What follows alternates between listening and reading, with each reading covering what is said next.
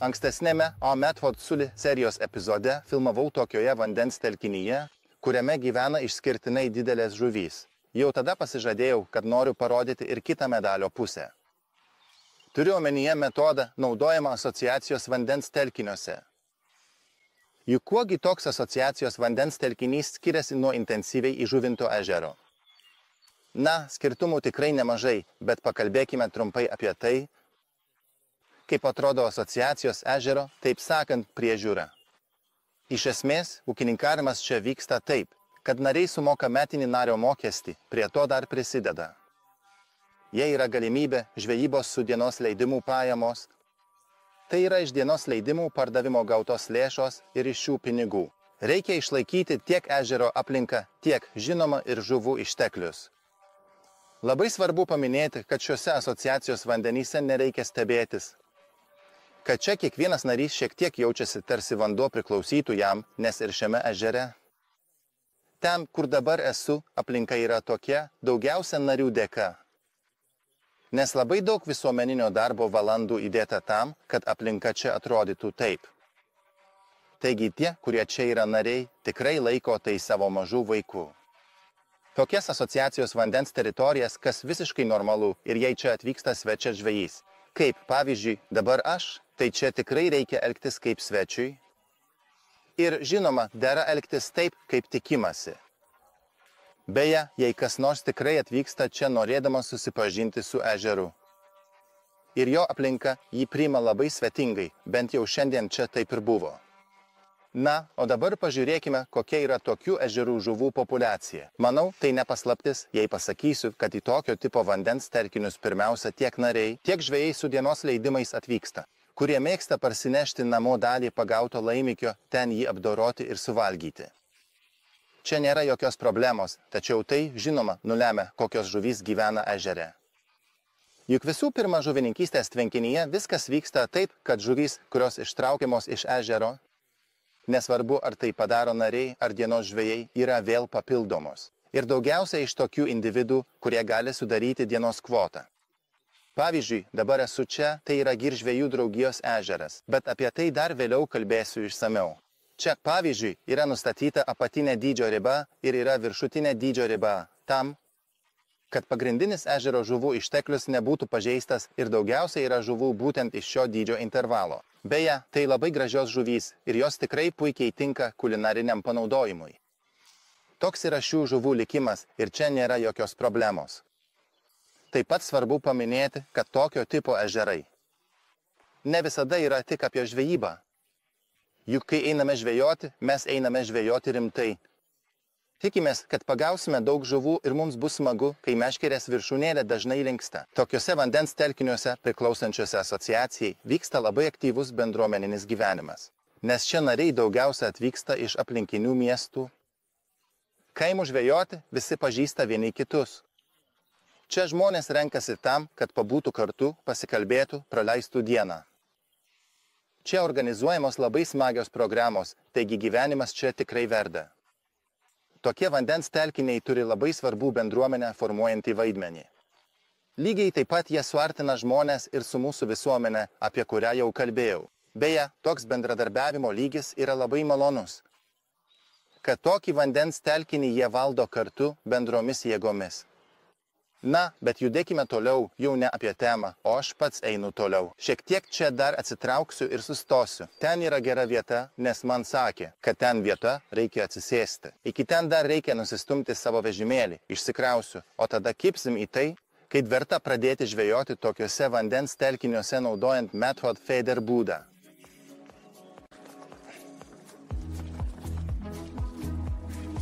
Na, pirmin ant žirgo.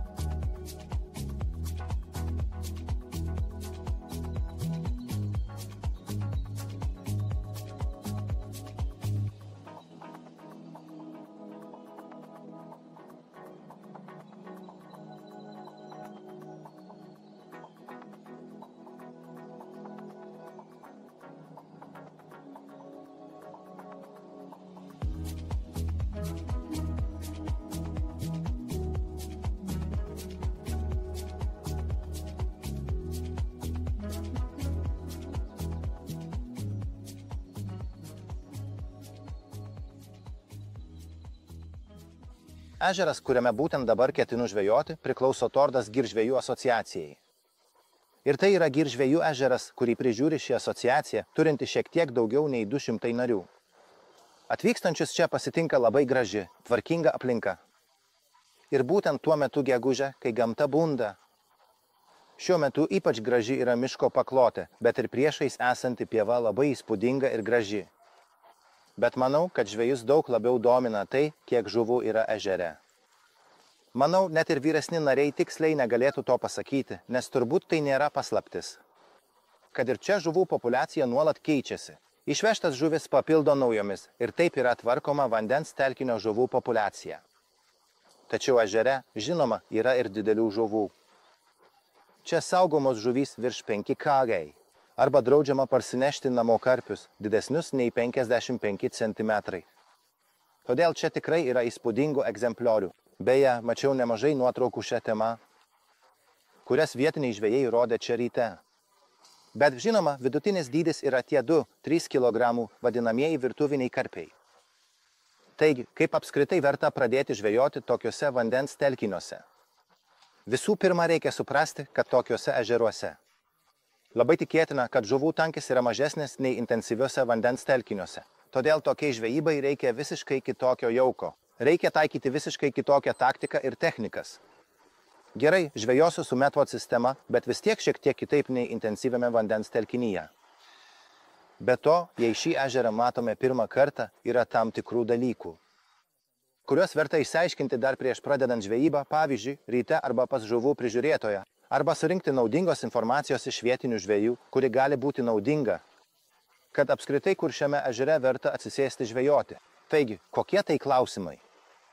Pirmas ir mano nuomonė svarbiausias dalykas yra išsiaiškinti, koks iš viso yra šio ežero gylis ir ar jame yra dugno nelygumų.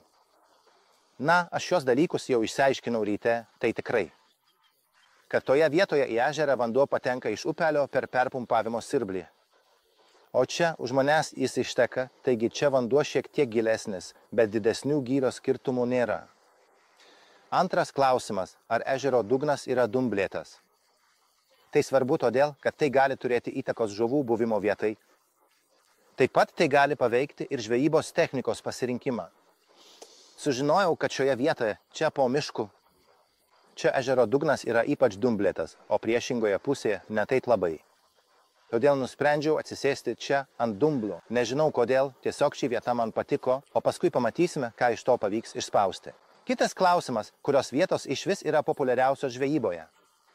Ši vieta, beje, čia gana populiari, bet pati populiariausia vieta prie ežero yra priešingoje pusėje. Nors nežinau jį priešais, bet ten priešais pievoje po pieva esančias vietas vadina auksiniu krantu. Dauguma narių ten ir sėda žvejoti, o to priežastis labai paprasta. Ten arti automobilių stovėjimo aikštelė. Iš esmės tiek ir tai reikia žinoti. Toliau svarbus klausimas, ar žuvys gauna kokio nors pašaro. Net čia nieko negauna, čia žuvis valgo tai, ką įmeta žvejai. Žuvis ėda tai, kas prieinama, todėl tai yra natūralus jos maistas. Taip pat labai svarbu žinoti, ar vandenyje yra kliūčių, kurios galėtų trukdyti mūsų žvejybai. Na, kas matoma, tai aišku yra vandens cirkuliatoriai. Ir jų aplinka, kuriuose gali būti kliūčių. Šie įrenginiai reikalingi todėl, kad dėl uždumblėjusio dugno. Vadinamame tirštesnėme vandenyje bijoma žuvų žūties. Ir kai būna tokie užsistovėję orai, šiandien mus čia pasitiko, tada juos įjungė, kad pajudintų vandenį, bet esmė ta, kad kitų matomų kliūčių ežere nėra, o nematomų žinoma yra visur. Čia, beje, už manęs už kokių 8-10 metrų esą vandenyje yra keletas kelmų. Na, to nei patvirtinti, nei paneigti negaliu. Nežinau, aš tikiu, kad jie ten yra, o paskui pamatysime, ar tai sukels problemų ar ne. Kas dar svarbu, tai kad jauku. Mišinį galime sudaryti atsižvelgdami į tai, kiek smulkių žuvų buvimas yra trukdantis. Turiu omenyje sidabrinį karosą, kuoją, plakį, ar šios žuvys trukdo žvejybai. Iš esmės ežere yra labai gera plėšriųjų žuvų populiacija, todėl šios žuvys yra. Šios žuvys yra laikomos, o vandenyje taip pat gyvena daug gražių vėžlių, kurie taip pat medžioja šias mažas žuvis. Bet šiaip jos visiškai netrukdo karpių žvejams. Turėdami šią informaciją, mums jau daug lengviau nustatyti žvejybos eigą, taktiką ir viliojimo priemonės. Nes galima žvejoti tokioje vandens telkinyje, kad sumaišau Method pašarą, Numetu ją kažkur, o tada anksčiau ar vėliau bus kibimas arba ne. Bet galima ir taip, kad bandome žuvis nukreipti, surinkti jas į vieną vietą ir pabandyti viską, kad žvejyba būtų kupina įspūdžių. Kokie jaukai ir viliojančios medžiagos reikalingos, to jau parodysiu. Viena aišku, kad nors ir nesudėtingiau, bet ant stalo bus daugiau nei intensyviame vandens telkinyje. Labai svarbus klausimas buvo praleistas ankstesnėme išvardyme, būtent tas, ar yra kokių nors apribojimų ar taisyklių dėl to, kiek jauko arba kokios kokybės, arba kokios sudėties jauko galima įmesti į žuklės tvenkinio vandenį. Na, o čia vietinė taisyklė yra tokia, kad sausos medžiagos, kurią naudojame žvejybos tikslais, negali viršyti 2 kg. Na, metvod žvejybai tai daug, o jei norime suformuoti šėrimo vietą, tai per mažai. Bet kokiu atveju šios taisyklės reikia laikytis. Na, bet tai, ką aš dabar atsinešiau ir paruošiau, gražiai čia sudėta. Pradėkime iš kairės į dešinę. Čia yra šaltai spaustų kukurūzų gemalų granulės. Jos bus naudojamos šėrimui, būtent todėl, kad yra natūralios, turi gryną kukurūzų skonį ir tikrai, kad žuvis yra su tuo susidūrusi su kukurūzais. Šalia yra Champion Corn Black, čia supilta pusė maišelio. Tai bus naudojama tam, kad sugertų kukurūzų gemalų granulės. Taip pat cukrinis kukurūzus ir viską sumaišęs taip mesiu pašarą į vandenį. Reikia juodos spalvos, nes nesu tikras, jei ten išberčiau didelį geltoną pagrindą, ar tai pasiteisintų. Su juoda spalva didelės bėdos nebus, bet vis tiek išlieka puikus kukurūzų kvapas. Šalia yra cukriniai kukurūzai, atidariau 3 skardines. Manau, kad tai vis dar telpa į taisyklėse nurodytą kiekį. O čia taip pat galite pamatyti Tornado Micro Pellet Smoke Champion kukurūzus. Tai yra kukurūzų vanduo, tad akivaizdu, kad žvejybos klubo tvenkiniuose kukurūzai. Dominuoja kaip jaukinamoji medžiaga, bet vis tiek reikia kažko šiek tiek sunkesnio ir nieko blogo, jei ten yra žuvies miltų. Svarbiausia, kad metodo krepšelis liktų ten, kad užpildę būtų kas, kur žuvis galėtų prisirpti vis tiek. Jei smulkios žuvys jau būtų išnešiojusios lengvas daleles. Beje, kalbant apie lengvas daleles, Tornado Method Miss Smoke Champion Corn, šis taip pat bus sumaišytas. Jo užduotis bus šiame drumstame vandenyje sukurti tą flo žalią tirpimą, kuris patrauktų žuvies. Dėmesį ir nukreipkite jį į metodo krepšelio centrą. Štai, šie bus naudojami, o dabar juos sumaišysiu.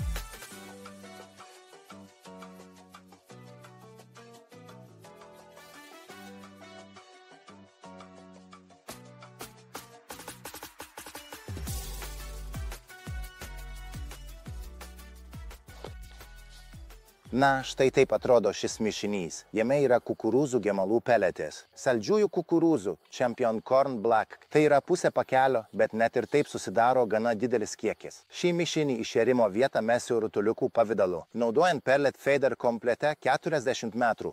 Šį atstumą jau esu išmatavęs.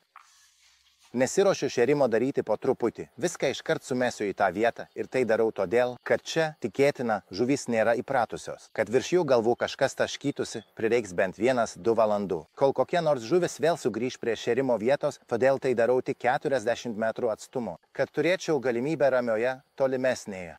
Žvejoti regione, taip sakant, paieškos žvejyba. Pirmosios žvejybos dalis tikriausiai bus tokia kantri, su Method sistema.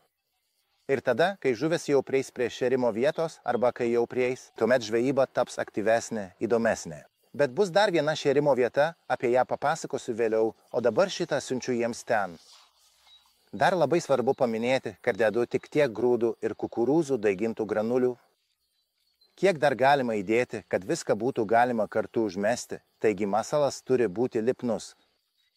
Ar susiformuoti vientisą, jei dėsime daug grūdų, arba per daug granulių, tuomet masė nesusijungs, negalėsime suformuoti rutulio, negalėsime užmesti ir pašaras išsibarstys. Jei pašaro yra tiek mažai, jis turi būti labai tiksliai užmestas.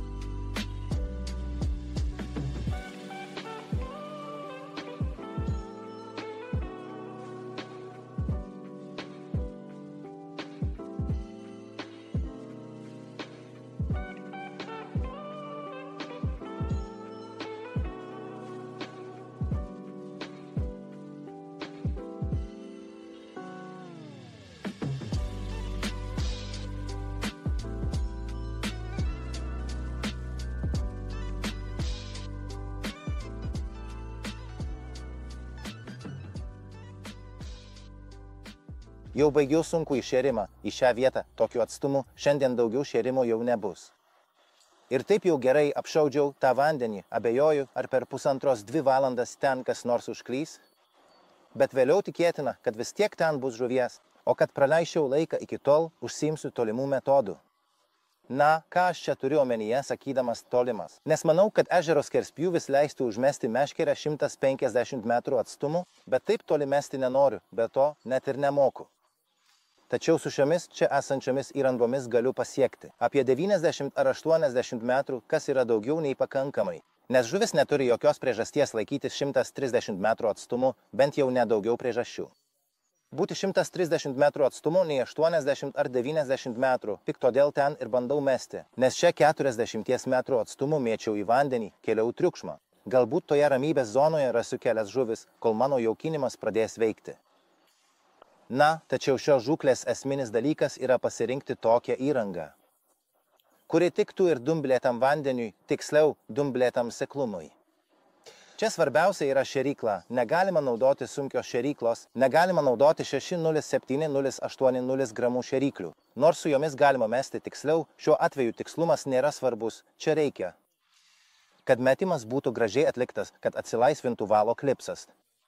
Nesvarbu kur, bet kad atsilaisvintų valo klipsas, uždedame šėryklą ant vandens, nuleidžiame ją, gražiai sekame, kol nusileidžia ant dugno ir kai jau pasiekia dugną, nejudinkime iš ten savo lengvo krepšelio. Atsisėsk ant purvo, pradėk ten tirpti. Jei kas nors ten priplauks, pagausime, jei ne, metame iš naujo. Iš esmės apie tai ir yra tokio tipo paieškinė žūklė tokiuose vandenyse. Užkabinsiu masalą, užmesiu abi meškeres. O tada pereisime prie to, kokius masalus verta naudoti tokiuose bendruomenės vandens telkiniuose.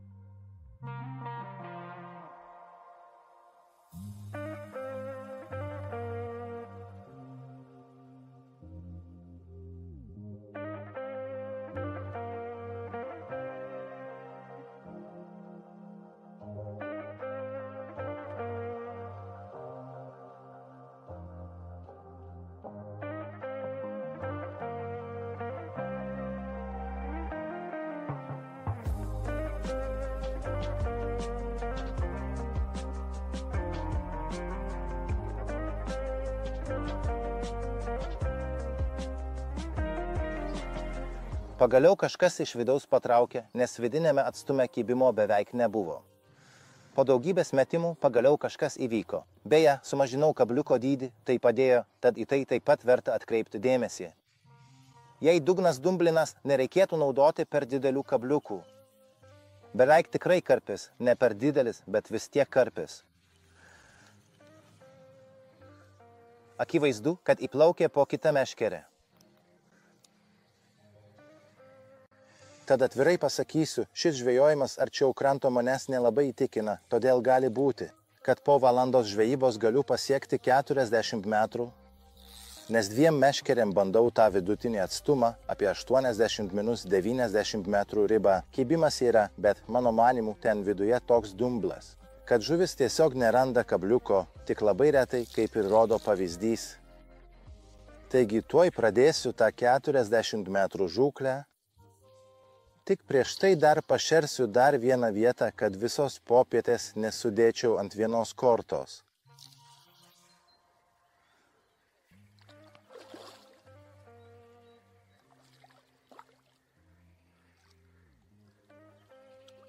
Štai taip. Na, čia dar krepšelyje yra likęs peletų mišinys. Tai parodo žuviai kelią, kur reikia siurbčioti.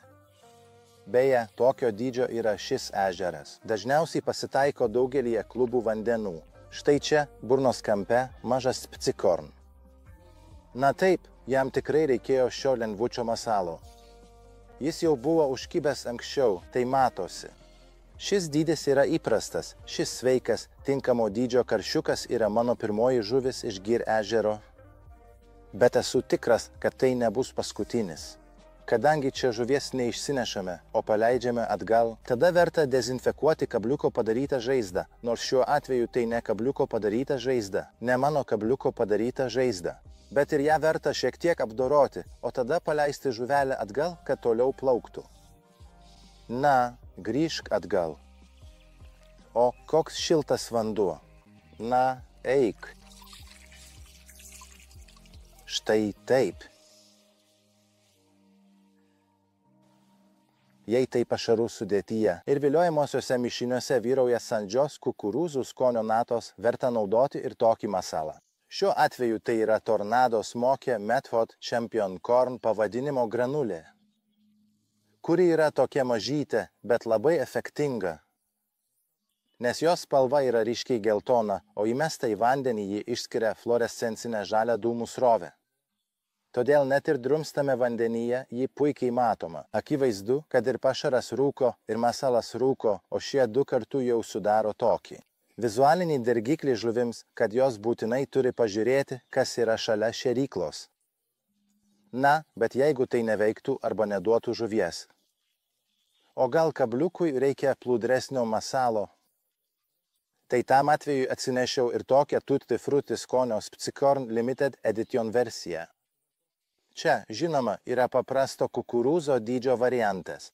Yra didelis variantas, vadinasi mega variantas, yra rožinės ir geltonos spalvos kukurūzo imitacija. Jeigu neveikia paprastas mažas peletas, tada uždedu šitą. Kol kas kitų masalų nebandysiu. Tikiuosi, kad šie masalai veiks gerai ir nereikės visko per daug komplikuoti. Šis masalas irgi tokiuose vandenyse. Tokiuose dumblėtų dugnų pasižyminčiuose vandenyse verta naudoti įvairius aromatus ir štai kodėl. Nes kad ir kaip tiksliai ir gražiai mes mestume, vis tiek ant mūsų šėryklėlės turinio nusėda plonas nuosėdų dumblo sluoksnis. Čia, ką dabar turiu ant padėklo, yra Champion Corn Activator Gel ir Champion Corn Activator Spray. Abu jie yra Smoke tipo, taigi sukuria ryškę debesį, bet verta žinoti, kad kai jau pašaras sukuria tokį debesį, tuomet aromato, taip sakant, vaizdas jau nebėra toks dominuojantis. Tačiau jis suteikia mūsų šėryklėlę į daug aktyvesnį ir intensyvesnį skonį. Jei ten yra tokio priedo ir žuvis jį suranda net po plonu dumblo sluoksniu, taigi tokiose situacijose verta išbandyti ir šios variantus. Dabar kažkas nutempia ir 380 jas vidinę meškerę.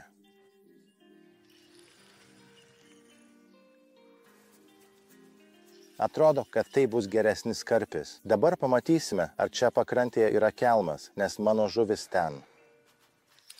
Iki šiol po pirmo ištrūkimo greitai išėjo, bet dabar čia užsispyrusiai laikosi.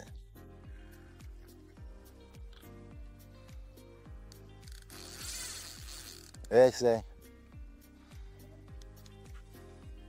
Manau, jei ši žuvis išplauks, tai bus verta šios, kaip čia pasakius, gražios. Taigi, norint šiek tiek nuobodesnės paieškos sistemos. Ir pradėsiu čia žvejoti 40 metrų atstumu ir palei krantą. Kažkaip tuo labiau pasitikiu.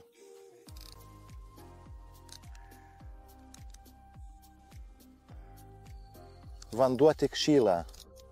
Manau, karpis yra kažkur netoliese, o tie, kurie yra toliau, kažkaip tik tampo, nenori užkibti. Tas tampimas tai toks klasikinis išsireiškimas, kai žuvis lyg ir yra, bet ne visai rimtai. Bet ši žuvis netampė, ji iškart griebė. Na, ateik. Korktaur.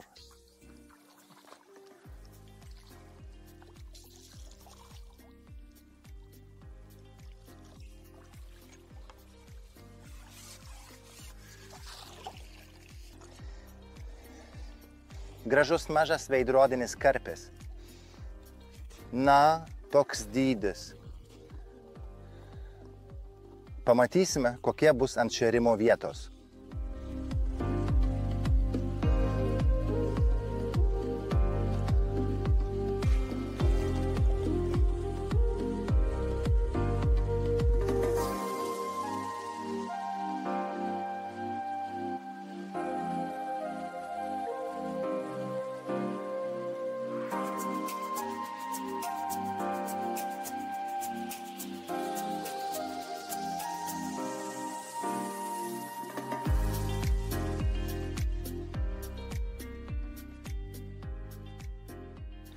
Maždaug valandą jau žvejoju, bet per tą laiką daug žuvų nerodė noro paimti mano masalą. Ir manau, kad to priežastis akivaizdžiai yra ta, jog upės vaga ten labai dumblėta. Yra praplaukimų, mažesnių ar didesnių sujudinimų, bet labai mažai tikrų kibimų. Akivaizdu, žuvis negali pakęsti, kai ją traukia iš dumblo. Tačiau čia, prie pat kranto, jau mačiau apsisukančią žuvį ir dar turiu šiek tiek jauko, kurį galiu panaudoti. Štai šitie, iš jų dabar paruošiu čia, visai prie pat kranto mažą jaukinimo vietą. Be to, pakrantės zona ir šiaip yra gana kieta, kaip sakė asociacijos pirmininkas. Nes čia prieš keletą metų šiek tiek išvalė dugną, žinoma, jau praėjo nemažai laiko. Taigi čia dabar tai pabersiu, o paskui galbūt popietės metu čia užkibs karpis. Beje, esu visiškai tikras, kad bus, nes mačiau, kaip apsisuko. Štai taip. Tai bent jau galėsiu žvejoti ne tik 40 metrų atstumu, bet ir čia po kojomis galbūt kažkas vis tiek užkibs. Na, pradžiai tiek turėtų pakakti.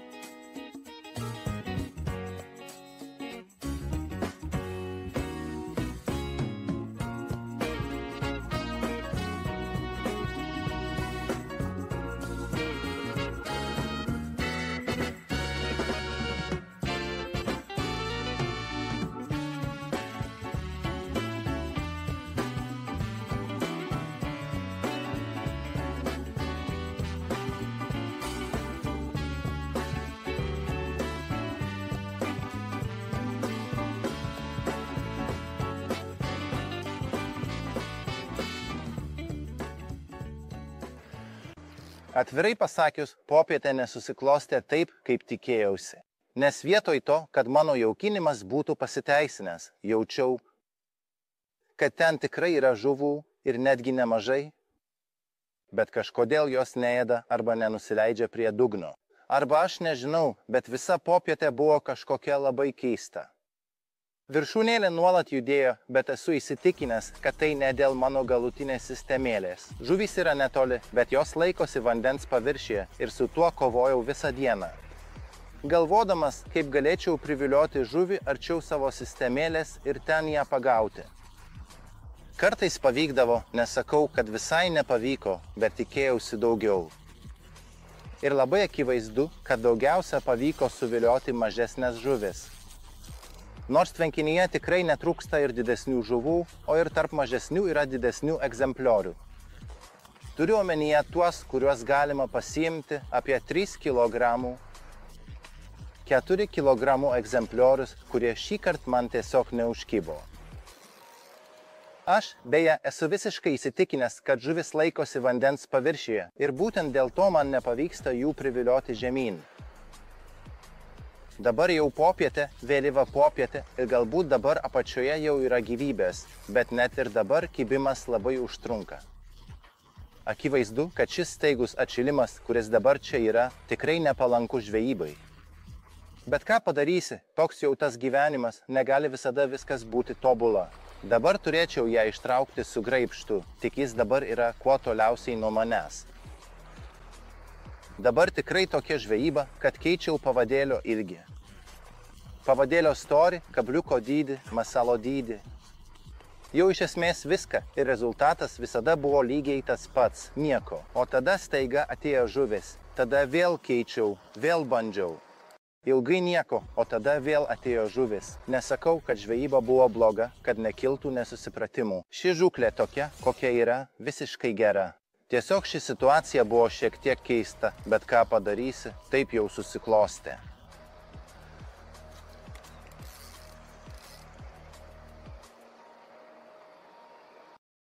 Nagi, štai ir viskas. Taip. Šiai žuviai taip pat kabliukas buvo tik lūpos kamputyje, vos laikėsi, nors kabliukas nėra didelis.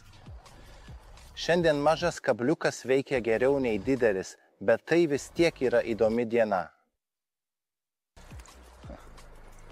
Pradžioje taip iššoko, kad beveik nuplėšė klipsą nuo ritės, o paskui paaiškėjo, kad visai ne milžinas.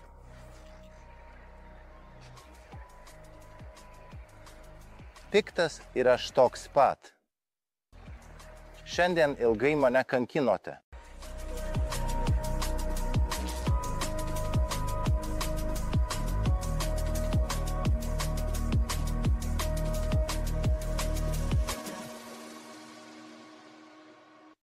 Naudojant Medford metodą, galutinis įrenginys yra gana apribotas, ką iš tikrųjų galima vadinti tradiciniu Medford metodu, bet vis tiek papasakosiu, kokius galutinius įrenginius naudojau žvejodamas.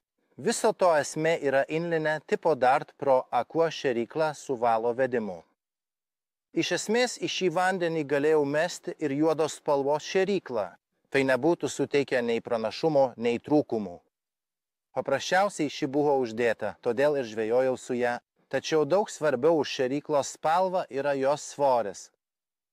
Kiekviename tvenkinyje žvejojau su tokio dydžio ir svorio šėryklą, kuri yra kuo mažesnė atsižvelgiant į reikiamą metimo atstumą. Taigi, ant vidinės meškerės, kuri yra 390 cm heavy fine Medford meškerė. Ant jos buvo uždėta 50 g L dydžio šėrykla, pat kaip ir ant mano 380 cm medium heavy meškerės. Ant jos buvo ši šėrykla, meškerėmis mėčiau 80-90 metrų su mažesnėmis, kurios su 360 medium ir 330 likt šėryklomis. Ant jų uždėta 30 g šėryklą, o tuo pačiu metu kibimas. Nes su ją patogiai galėjau numesti į tą atstumą, kur būtent ir šėriau ten. Apie kabliuką nenorėčiau kalbėti išsamei, nes tai buvo būtent toks žūklės atvejis, kai nebuvo gero sprendimo dėl kabliuko. Buvo toks kabliukas, kuris vieną kartą veikė, bet paskui jau nebeveikė, nes žuvis nuo jo pabėgo. Buvo ir toks kabliukas, kuris visai neveikė, nes man jis pasirodė per sunkus ir per didelis. Taigi čia teko nemažai eksperimentuoti tiek su kabliuko dydžiu, tiek su jo tipu. Bet juk gerai pasiruošęs žvejys visada turi surištų kabliukų, net ir pas mane, pavyzdžiui, po 2 kiekvieno tipo, kad bent jau galėčiau išbandyti. O dabar, kas gerai veikia, tai KKMB tipo kabliukas, tai toks lengvas, mažas kabliukas. Šalia labai mažas Champion Corn vaflis. Šis dabar gerai traukia žuvis popietę. Bandžiau ir su Spicikorn, nes jis lengvesnis, bet manau, šiandien jis taip gerai neveikia. O šis mažas vafteris dabar gražiai traukia žuvis. Bet va, ar yra geras kabliukas, ar nėra kabliuko, dabar ši žuvis vėl pabėgo. Na, bet kas galėjo nutikti? To jau pat pažiūrėsiu savo kabliuką. Tiesiog žuvis nuslydo nuo kabliuko. Tai dabar taip, iki šiol šis kabliukas buvo geras, nes visos žuvys su juo buvo ištrauktos, ši neištraukta. Tai dabar šis kabliukas geras ar ne? Tokios permainingos dienos, deja, būna tik pusiau geri sprendimai. Todėl dabar, peržvelgdamas galutinės įrangos elementus, prie kabliuko nesustosiu. Taigi, kaip matyti, ant šių išorinių meškerių buvo uždėtas 30–40 gramų šėrykla, o ant tų, kurios arčiau, šiandien buvo uždėta 50 gramų šėrykla. Kitas galutinės įrangos elementas yra suktukas. Ir virš jo šis greito keitimo karoliuko stabdiklis. Iš esmės tiek ir yra galutinės įrangos prie Method žūklės. Nelabai yra apie ką kalbėti, juk visi šiuos dalykus jau pažįstate. Kaip sakiau, čia pagrindinis klausimas yra kabliukas, bet kadangi to neišsiaiškinau. Kad kuris yra 100% tinkamas, todėl šiandien visus laikau iš dalies netinkamais.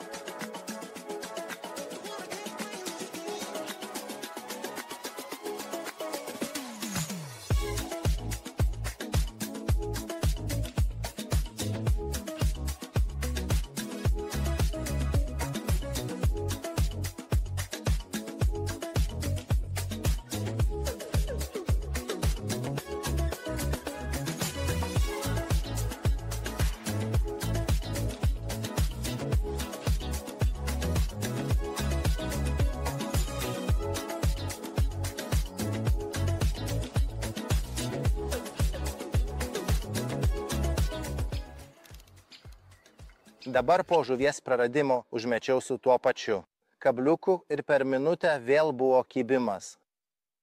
Įdomu, ar šįkart pavyks ištraukti žuvį. Gali būti, čia yra kažkoks kelmas, nes visi čia visiškai užsispyrusiai laikosi prie kranto. Taigi, grįžtant prie to, ar tai gerai ar blogai. Nėra vieno sprendimo žvejybos dienai arba jis nėra procentų tobulas. Manau, kad būtent tai veda žvejus ir pačią žvejybą į priekį. Kad visada yra apie ką galvoti, visada yra ką tobulinti ir ieškoti to tobulo varianto. Nors tobulas variantas neegzistuoja, galima rasti tai, kas yra arti tobulybės.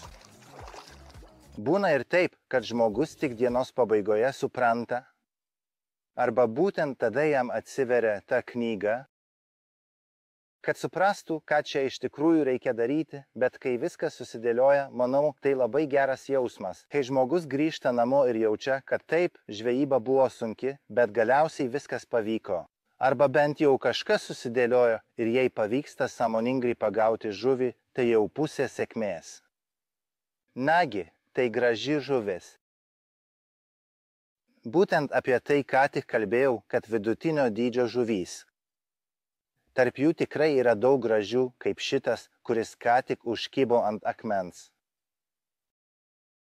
Nežinau, ar girdėjosi, tikriausiai, bet mano šėrykla užstrigo, o dabar žuvis ją ištraukė. taigi buvo galima girdėti, kaip valas slysta per kliūtį. Ateik čia. Tai tiek apie tai, ar čia yra kliūčių, ar nėra. Tai nebuvo didelė kliūtis, gal mažas akmuo, bet to visiškai pakako, kad ši graži žuvis beveik būtų prarasta. Kalbėdamas apie galinius įrankius ir įrangą, to nepaminėjau. Kurio reikalingumą dabar įrodė ši žuvis? Čia lauke būtent tai, kad visada reikia kokio nors papildomo valo, tarsi metimo pavadėlio. Nors su juo nemetų daugiau nei 40 metrų, jei nutrūktų 0,22 mm valas ant būgnelio, vis tiek yra užrištas 0,30 mm Guru Shield, nes ir čia žuvis įplaukia į akmenį. Buvo girdėti, kaip traukia valą per akmenį ir jei nebūtų šio papildomo valo, tai esu tikras, kad mano ploną pagrindinį valą būtų nutraukusi. Todėl visada reikia turėti stipresnį papildomą valą, nes velnias niekada nemiega. Pažiūrėkite, koks gražus karpis.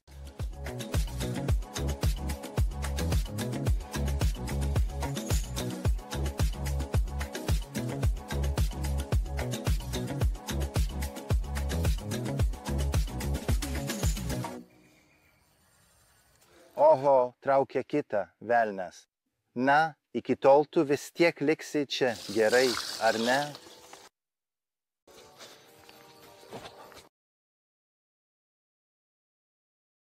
Žinoma ir trumpą meškerę, kaip visada, užmečiau netoli pačios jaukinimo vietos, šiek tiek atidžiau.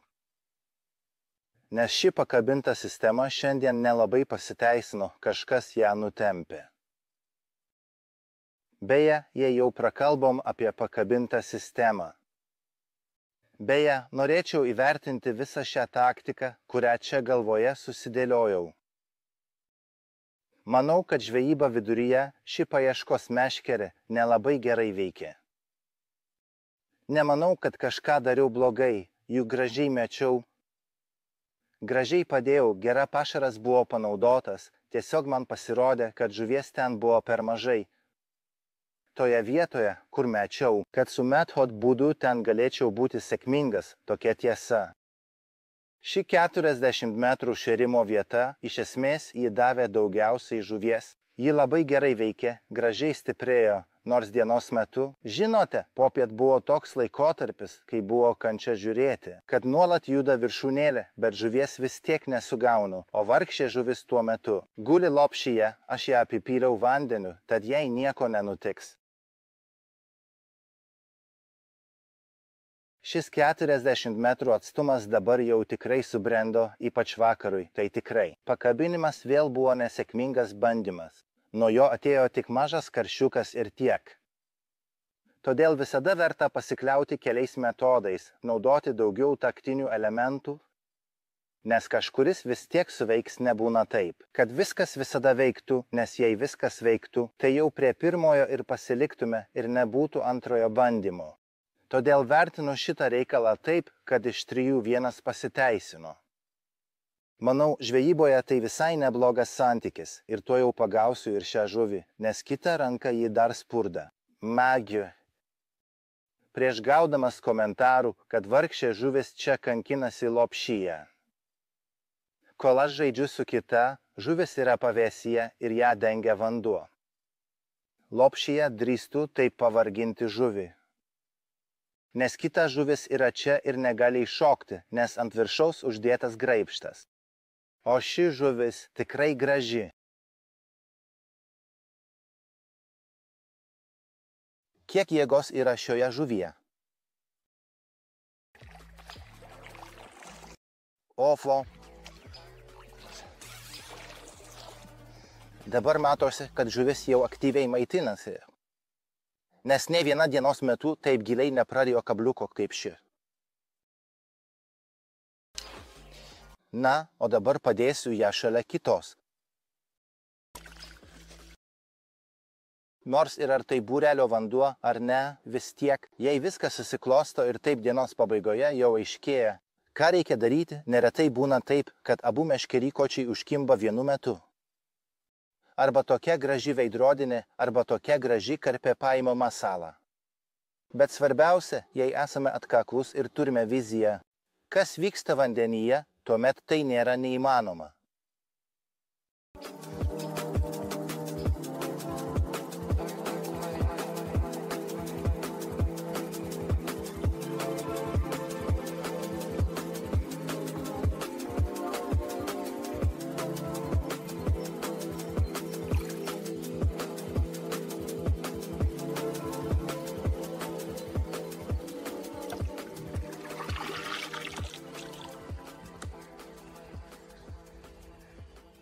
Po 2 tokių nuostabių žuvų jau aiškėja, kas tai yra, kas šiandien ypač gerai veikia, nes jau pagavau su ja ne vieną žuvį. Į šėryklėlę gali patekti 2 dalykai, nes 2 dalykams skyriau vietą savo Method šėryklėlėje. Vienas iš jų – Tornado Micro Pellet Smoked Champion Corn. Beje, ant to dar yra šiek tiek pašaro. Kitas akivaizdžiai yra Tornado Method Smoked Champion kukurūzai. Šios produktus kaitaliojau taip, kad arba uždengdavau mikropelletę pašaru, arba mesdavau tik pašarą, arba tik mikropelletę. Ir kai žuvis jau taip gerai nekybo, pradėjau visą tai maišyti. Tai dariau taip, kad sumaišydavau pusę mikropelletės. Tai yra sauja mikropelletės ir sauja pašaro. Ir nors iš esmės į vandenį patekdavo tas pats, lyg mesčiau atskirai, kad apačioje šėryklėlėje yra viena, o viršuje uždengta pašaru, vis tiek neveikia taip pat. Paprasčiausiai geriausia buvo, kai šie 2 dalykai buvo sumaišyti. Ir taip kartu nusileisdavo ant dugno, o ten tas tirpimo efektas, ką sudarė šių 2 mišinys, tas ir veikia geriausiai. Neįtikėtina, nuo tokių smulkmenų gali priklausyti sėkmė, todėl visada reikia ir su tuo eksperimentuoti. Tai, kas yra ant padėklo, pašaras galima naudoti ne tik vienu, bet ir daugybę skirtingų būdų. Visada bandykite visokius mažus mišinius šiek tiek aromatizuoti pašarą. Arba užpildą aromatizuoti, kažkas anksčiau ar vėliau atneš sėkmę. Beje, apie aromatus. Šiandien daug eksperimentavau su aromatais, tai ir matosi, kad šio purškiklio sumažėjo, nes būtent jį daugiausia naudojau, kadangi buvo ženklų, jog žuvis laikosi vandens viduryje arba paviršiuje. Purškiau aromatą tikėdamasis tai nuleis ją dugnan. Tačiau tai nelabai veikia, todėl išbandžiau ir gelį. Ir dar taip, kad uždėjau jį ant užpildo viršaus. Ir neišskleidžiau ranką, o tiesiog purškiau ant paviršiaus, taip susidarė gražus aromato sluoksnis. Tikrai, kad smūgio metu dalis aromato irgi atsiskyrė vandenyje, bet juk tai sunkus dalykas. Tikėtina, kad po stipraus skonio visgi žuvis nusileido žemyn, ir man pavyko privilioti žuvį iš aukštesnio sluoksnio prie dugno. Žinoma, tai tik mano teorija, visiškai nesvarbu, kodėl tai suveikė, nereikia aiškinti, svarbiausia, kad veikia. Kad ant šėryklos paviršiaus yra toks tirštas gelis ir taip dienos pabaigoje, kai tai man susidėliojo galvoje, nuo tada jau ir gražesnės žuvys pradėjo rasti šėryklą.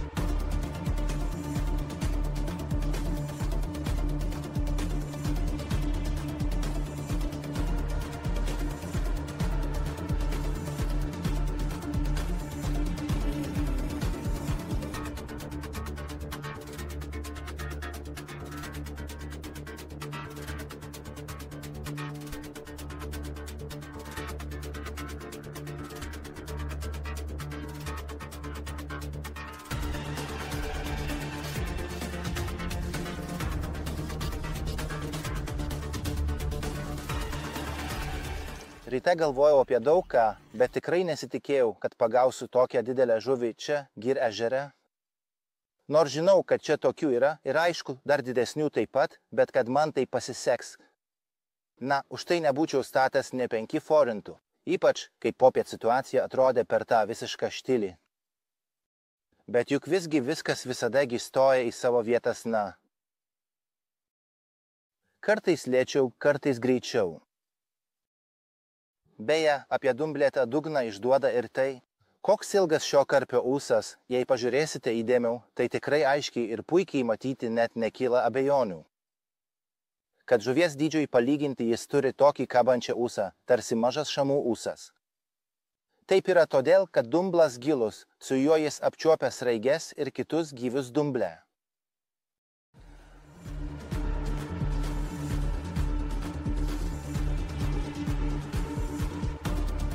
Kadangi jis jau yra saugomo dydžio, būtinai reikia jį dezinfekuoti. Jo burna, taigi jis jau yra šio tvenkinio senbuvis. Na, dabar patepiau jam visur.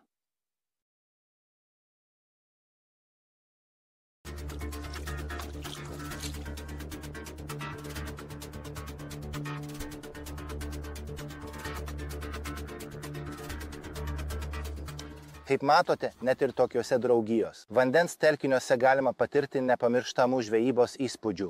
Svarbiausia, kad ir jūs visada žengtumėte žingsnis po žingsnio link sprendimo. Koks yra geras sprendimas ir kada esate teisingame kelyje? Na, tai žuvys parodys ir jos atsakys į šį klausimą.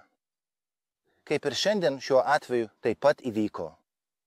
Jei patiko, būtinai paspauskite patinka ir užsiprenumeruokite Eldorado Fishing TV YouTube kanalą, kur galėsite pamatyti panašaus puikaus turinio.